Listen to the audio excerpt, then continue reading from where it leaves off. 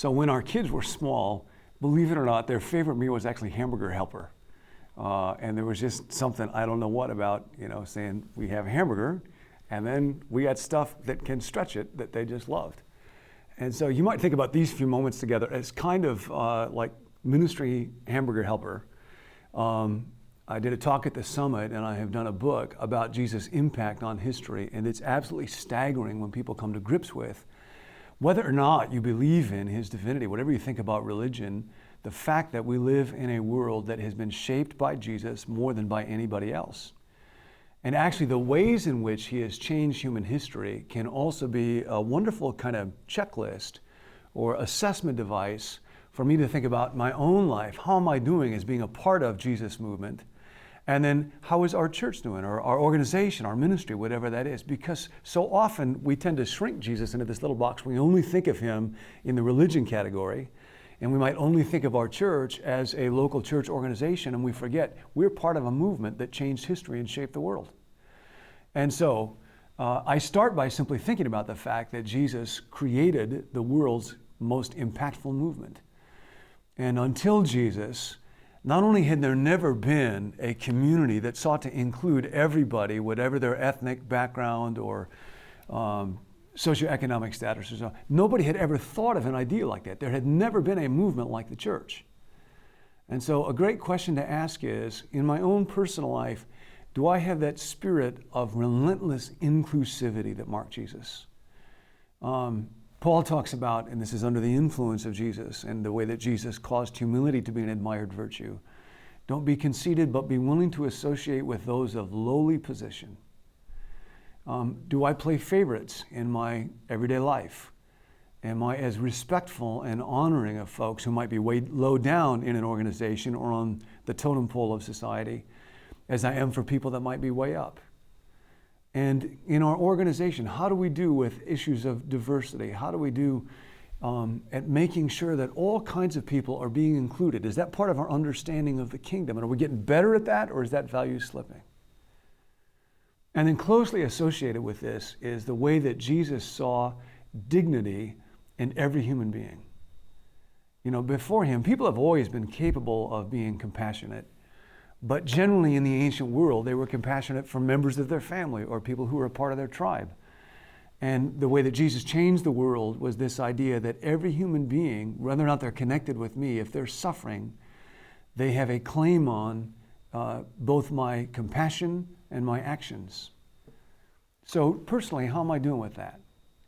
Do I just talk about the compassion of Jesus without actually in my life, in my time, and with my money, expressing compassion in my personal life? Do I go to places where there is great need? Do I read about such folks? Do I know such people? Where's my money flowing? And then we think together about our church or about our ministry. Are we growing in our expression of compassion? Are we doing it in fresh ways? Are we learning in the process? There's a lot being taught these days about doing well at doing good. And are we doing it in such a way that we're not creating compassion fatigue? Another way that Jesus changed the world is in the way that he related to women, and the way that he elevated the status of women. From the Samaritan woman at the well, longest conversation Jesus ever had in the Bible was with a woman. And the way that women would travel with him, would sit at his feet, in other words, be his disciples, witness the resurrection, played an unprecedented role in the early church.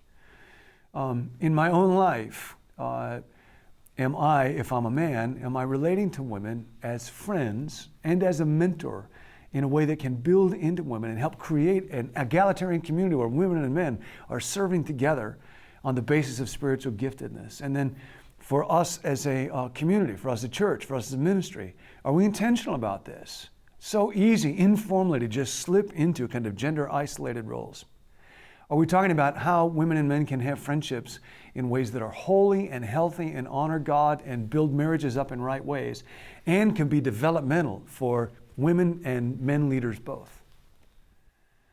And then Jesus changed the process of education. People have always loved learning, but Jesus taught everybody, and he's told his disciples to teach everybody. So whereas in the ancient world, education was restricted largely to elite families, mostly male children, through Jesus, this love of learning was extended to everybody. Dreams like universal literacy happened, and All early universities, Oxford, Cambridge, Paris, Harvard, Yale, were founded by lovers and followers of Jesus. Because we're to love God with all my mind. Am I doing that? How am I learning? If I'm a reader, am I reading things that really stretch my mind? Or if you learn primarily in other ways, through conversations or through experiences, am I intentional about growing in my learning? Because good leaders are always great learners. Where do I go? What are the resources? Who are the people? There'll be certain folks in my life that regularly I'll have conversations with. I did it with a guy yesterday for about an hour. Way smarter guy than me, and he just stretches my mind. And then in the churches and the ministries that we lead, are we feeding people's minds? Like if you just kind of do a checklist around, am I giving messages that are kind of cliched? Am I using traditional languages? Am I falling back on old concepts? Or am I both learning but also inviting people into a lifetime of learning? Am I showing them resources? I was talking with folks here at Willow that are doing online courses right now just to make fresh learning available for people. How are we doing at that one? Another way that Jesus changed the world has to do with the elevation of forgiveness as something to be admired, and particularly the love of enemies. In the ancient world, there's actually one book written on this, little monograph that's called Helping Friends and Hurting Enemies. Because what was admired in the ancient world is you do help your friends, but if somebody's an enemy, then your goal is to inflict pain on them. And Jesus, more than anybody else, is really the one through whom this idea eventually spread around the world, that forgiveness was something to be admired. That anybody, even my enemy, is somebody that I'm to love. And I will guarantee you, if you are leading an organization, you got enemies. And if you don't think you do, there's just people you haven't gotten to know well enough yet. So how am I doing at that one? Human nature is that I tend only to like other people who like me, who speak well about me. What about those people who don't speak well about me? What's my attitude towards them? How am I treating them? And then think about folks on your staff or in leadership areas. Are you together honoring what Jesus taught in Matthew 18:15, where there's conflict? Does it go unresolved? Does it leak? Or does it get resolved? And if two people don't come together with that, do you really come together with them and say, now we got to do this. Is it a value that we're holding up? Is that value understood and incarnated, acted out around you? Another area, inspiration. It's an amazing thing that in the history of art, and of course human beings have always loved to draw and to paint and to sing and to dance. A lot of people might have expected, because Israel was to have no graven image, and so there was not visual arts in Israel, that Jesus and his movement would not leave much of a legacy there. It's amazing that although nobody knows for sure what Jesus looked like, his face and form remain the most recognizable of any human being in human history. No story, no message, no life have ever inspired the artistic vision the way that Jesus did. Am I living in a mode of inspiration? When I wake up in the morning, am I captured again by the wonder and nobility and grand quality of Jesus and his kingdom on this earth and the beauty that I see all around me that comes from God? Is my heart beating a little faster on a regular basis? And do I use that kind of inspiration and beauty in what I do, in the way that I work with the people around me? Are we creating an environment of inspiration? When people come in to do ministry, when they come in to do work, what does the environment say to them? What's our language say to each other? In the emails that we send, in the policies that we draft, is it just drudgery? Is it just like cranking stuff out? Or are we taking the time to capture the beauty and even the elegance that is involved in understanding that God is the creator of all things and Jesus is the redeemer of all things? And then last category that I'll mention, no one has ever sparked movements of reform like Jesus. Because he saw worth in every single human being, the Yale philosopher Nicholas Walterstorff is writing great stuff in our day on justice. And he says justice is really founded on a foundation of human rights.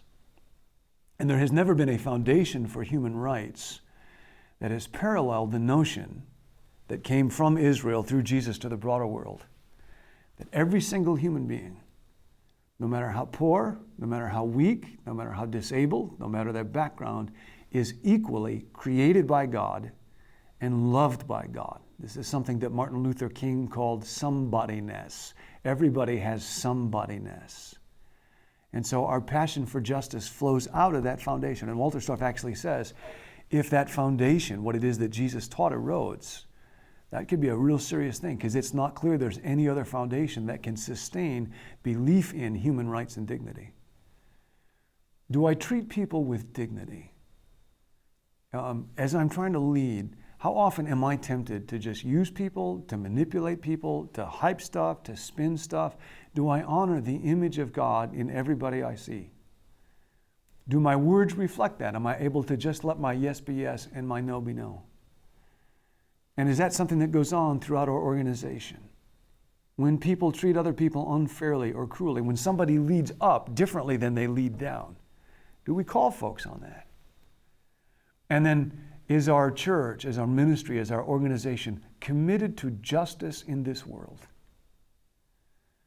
And if we'll just go through what we all might think of a Jesus movement checklist for ourselves and for our teams, then I think there's a chance that we can take really seriously this Jesus movement, which changed history, which shaped the world like nobody else ever, could spread in ways that are new and fresh and more vivid than ever in my life and your life and our life.